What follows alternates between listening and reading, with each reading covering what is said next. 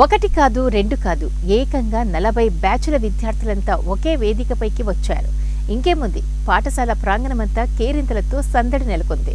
తాము చదువుకున్న పాఠశాల చిన్ననాటి జ్ఞాపకాలను తోటి స్నేహితులతో కలిసి జ్ఞప్తికి తెచ్చుకున్నారు. తూర్పు గోదావరి జిల్లా మండలంలోని భూపతిపాలెం గురుకుల పాఠశాలలో 1984 నుంచి ఇప్పటి వరకు 40 బ్యాచుల విద్యార్థులు మహాసమ్మేళన కార్యక్రమం ద్వారా వేదికపైకి వచ్చారు. ఇక్కడే చదువుకొని ఉన్నత ఉద్యోగాల్లో స్థిరపడిన ఇంజనీర్లు, డాక్టర్లు, ఉపాధ్యాయులు తమ స్నేహితులతో సరదాగా గడిపారు. భూపతిపాలెం గురుకుల పాఠశాల ప్రిన్సిపల్ బి రవి అధ్యక్షతన జరిగిన ఈ మహాసమ్మేళనానికి పూర్వ విద్యార్థులతో పాటు స్థానిక ఎమ్మెల్యే, తిరుమల తిరుపతి దేవస్థానం పాలక మండలి సభ్యులు జ్యోతుల నెహ్రూ, తూర్పు గోదావరి జిల్లా ఎస్పీ నరసింహకిషోర్లు ముఖ్య అతిథులుగా హాజరై వారి అనుభవాలను పంచుకున్నారు. ఈ సందర్భంగా జగ్గంపేట ఎమ్మెల్యే జ్యోతుల నెహ్రూ మాట్లాడుతూ తన నియోజకవర్గంలో ఇంత గొప్ప పాఠశాల ఉండడం చాలా సంతోషకరమన్నారు.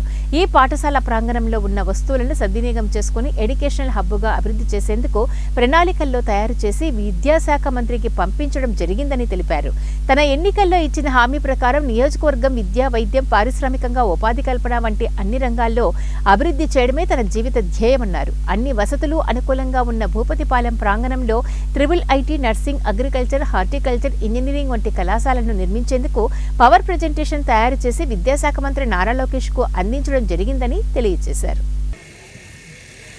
ఇక్కడ చదువుకు దూరంగా ఉండే పరిస్థితుల్లో ఉన్నటువంటి ప్రతి ఒక్క సామాన్యుడు కూడా చదువుకోవడానికి అవకాశం కల్పించింది రాష్ట్ర వ్యాప్తంగా మనకి. అయితే నా ఆలోచన కానీ నా తపన కానీ ఒకటే,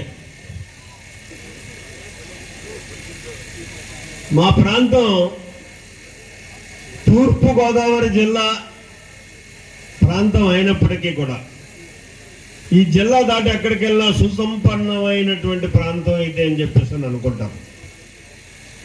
విచిత్రం ఏంటంటే ఈ తూర్పుగోదావరి జిల్లాలో కూడా వెనకబడ్డటువంటి ప్రాంతం 50% ఉంది. ఇటు ఏజెన్సీ ఏరియా దగ్గర నుంచి ఇటు మెట్ట ప్రాంతం వరకు కూడా చదువుకోవడానికి ప్రస్తుత చదువుల పోటీ ప్రభుత్వ పరిస్థితుల్లో చదువుకోవడానికి అవకాశం లేనటువంటి పరిస్థితులు. తడప ఇటువంటి గురుకుల పాఠశాలలు ఉంటే చదవచ్చు, ఎక్కడి దాకా 10th దాకా. ఇందా ప్రతిమ ఉపాధ్యాయులు మాట్లాడినటువంటి పెద్దలు అందరూ కూడా ఆ బాధను వ్యక్తం చేశారు. ఇక్కడితోటే బ్రేక్ అయిపోతుంది ఈ విద్య అన్నది. అదే ఆలోచనతో నాకు ఈ వెనకబడ్డటువంటి ప్రాంతంలో ప్రతి సామాన్యుడు కూడా ₹1 వెచ్చించకుండా పూర్తి ప్రభుత్వ భాగస్వామ్యంతో ఒక